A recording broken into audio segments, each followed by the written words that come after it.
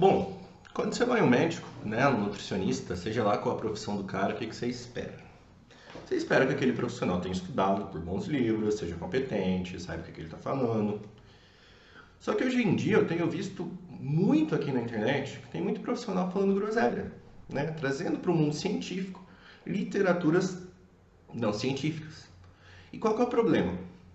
Esses caras, eles são mestres em neurolinguística. Eles usam algumas ideias, com alguns exemplos, de maneira que aquilo que eles estão falando pareça verdade. E daí hoje você vai ver tem um monte de besteira sendo propagada pela internet. Só que o pessoal acha que é verdade, né? Ah, o fulano falou, o fulano ali tem 2 milhões de seguidores, né? Pô, 2 milhões de seguidores, o cara é muito inteligente. E se o fulano falou, né? Tá falado. Mas não é assim que a banda toca. Hoje o que eu quero que você entenda é um pouco sobre o glúten, mas não essa baboseira que todo mundo fica falando aí pela internet. Que o glúten é inflamatório, que ele foi modificado mais de 300 vezes desde os seus antepassados. Isso daí pode até ter um certo grau de verdade, né? Mas não é baseado em estudo científico, em ciência, em livros de confiança. Eu vou mostrar aqui para vocês 3 livros, né? Vou te mostrar 2 livros que bons profissionais se baseiam em um livro que é picaretagem. Só que eu não vou falar qual que é qual, mas ainda assim você vai entender, tá? Então aqui a gente tem um livro, Medicina Interna de Harrison. São 4.000 páginas de livro e a gente tem um livro de Nutrição Moderna de Shields que também é gigantesco e é fabuloso. Isso aqui é livro de ciência, são livros usados em faculdades do mundo inteiro como referência. Aqui a gente estuda, a gente faz prova, diferente desse outro livrinho, né? Esse livrinho é um livro de história, certo? É um livro que até tem algumas evidências no final, alguns artigos, mas isso daqui não é literatura científica. Você nunca vai ver um professor de faculdade usando isso daqui para fazer uma prova. Por quê? Porque é historinha, não é ciência, né? Então, vamos pegar aqui, na verdade, e ó, do lado de fora do livro de historinha, você já lê isso daqui, ó. Você sabia que 2 fatias de pão integral podem elevar a taxa de glicose mais do que 2 colheres de sopa de açúcar? Então, assim, antes de abrir o livro, você já se depara com uma bobagem sem tamanho. Uma bobagem que já dá vontade de fazer jogar esse livro pela janela. Então, assim, só para ilustrar aqui para você, né? Tomando como ideia que você seja leigo, que você não seja profissional. 2 colheres de sopa de açúcar tem 24 gramas de açúcar. Açúcar puro, tá? O açúcar ele é o alimento que tem maior potencial de liberação de insulina praticamente. Por outro lado, 2 fatias de pão integral tem 23 gramas de carboidrato e não de açúcar, tá? As fibras, elas fazem parte do grupo dos carboidratos. Então, desses 23 gramas de carboidrato que tem no pão, parte é açúcar, parte é fibra, tem um monte de coisa, né? Não é só açúcar. E ainda assim, a absorção do pão integral é muito mais lenta do que o açúcar. O pico de glicemia e de insulina que você vai ter no teu corpo é muito menor. Então, dizer uma coisa tão supérflua, né, de cara já na capa do livro, mostra como você acaba muitas vezes caindo no sensacionalismo barato, infelizmente.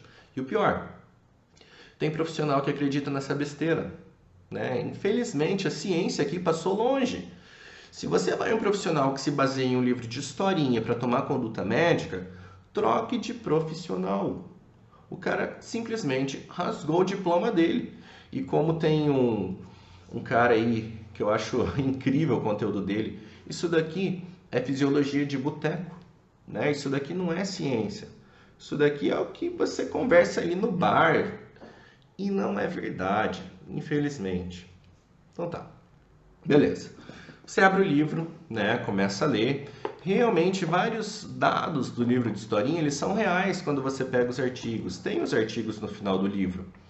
Mas, por exemplo, os artigos que são verdade são os artigos que falam sobre a quantidade da taxa de obesidade no mundo, temas sobre algumas doenças. Isso aqui é verdade. Até aí tudo ok. Só que ele começa a misturar artigos de péssima qualidade, com baixa evidência científica, e começa a tentar justificar que o glúten e o trigo são causadores de vários problemas de saúde, de uma maneira meio sensacionalista, tentando fazer com que praticamente todas as pessoas tirem o trigo e o glúten da dieta, quando na verdade muitas vezes eles não são problema. E é bem comum, principalmente para eu que trabalho com isso, ouvir algumas pessoas falando: ah, mas eu tirei pão e tirei o bolo da minha dieta e emagreci 10 quilos. Entenda uma coisa. Não foi porque você tirou o glúten, nem o trigo da dieta que você emagreceu. Você emagreceu provavelmente porque você comia igual uma capivara, né? Raivosa ali. Você chegava em casa, comia 3 pães de manhã, comia metade de um bolo de tarde, e aí tem caloria pra caramba. Mas daí você colocar a culpa no trigo e no glúten não tem nada a ver, né? Você não pode confundir caloria com glúten e com trigo. E o que os livros de ciência dizem sobre glúten e trigo? O glúten, ele é uma proteína. Ele tem a propriedade, basicamente, de manter a elasticidade de alguns alimentos, tá? Em cerca de 1% da população mundial, ele pode causar doença celíaca. E como eu não estou fazendo um vídeo aqui para profissionais, e sim para você que está em casa assistindo, né, para você entender, eu vou tentar explicar de uma maneira bem simples. Então essa proteína do glúten, né, imagina aqui que isso daqui é o glúten, né? Um pedacinho dessa proteína chamado alfa-2-gliadina, imagina que essa parte aqui, né? Alfa-2-gliadina. Esse pedacinho do glúten nos pacientes que têm doença celíaca, ele acaba se tornando tóxico, porque o corpo não consegue absorver. Esse pedacinho da alfa-2-gliadina causa inflamação a nível do intestino, que vai causar muitas vezes diarreia, gases, dificuldade de absorver alguns nutrientes. Mas isso principalmente em quem tem doença celíaca ou algum grau de dificuldade de absorver esse componente. E como eu disse agora há pouco, somente 1% da população mundial tem a doença celíaca. Em relação ao diagnóstico da doença celíaca, né, ela é feita por um médico, depende da avaliação de alguns marcadores dessa inflamação, mas principalmente o exame padrão ouro, que a gente chama, que é o melhor exame, é a biópsia do intestino. Se o médico retira um pedaço do seu intestino, faz o estudo anatomopatológico e vê que tem indícios de uma doença celíaca, ainda assim ele não pode fechar um diagnóstico de doença celíaca, porque essas alterações da biópsia, elas podem também ser causadas por algumas outras doenças, não só pela doença celíaca. Então, imagine que você vai no médico. Você fala para ele o que você está sentindo. E o cara fala que é por causa do glúten. Porra, vamos contratar esse cara então para um filme da Marvel de super-herói. Porque esse cara tem visão raio-x, né? Ele simplesmente pulou a parte dos exames de sangue para ver se você tem realmente autoanticorpos ali positivos para a doença celíaca. E ele também pulou a parte da biópsia, né? O cara é um gênio. Vamos pegar esse cara aí. O cara é muito bom, né? Só que assim, também, muita gente chega para mim e fala: ah, mas eu tirei o trigo da dieta e eu parei de ter gases, né? Isso é muito comum. Tirei o pão, tirei o bolo, parei de ter gases, parei de ficar estufado ali. Só que nesse caso, provavelmente você está confundindo duas coisas, tá? Provavelmente você está achando que o que faz mal para você é o glúten do trigo, né? Mas na grande maioria das vezes você melhorou porque você tirou da tua alimentação um produto do grupo dos FODMAPs, né? Que porra é essa de FODMAPs? FODMAPs é um grupo enorme de alimento, que são os oligosacarídeos, disacarídeos, monossacarídeos e polióis fermentáveis, né? São açúcares. E o trigo, ele faz parte desse grupo dos FODMAPs. Só que o tratamento da intolerância aos FODMAPs pode ser feito com uma enzima que quebra esse tipo de carboidrato, diferente do tratamento da doença celíaca, né? Que é uma proteína, que dentro dessa proteína tem alfa-2-gliadina, mas isso aqui não vem ao caso.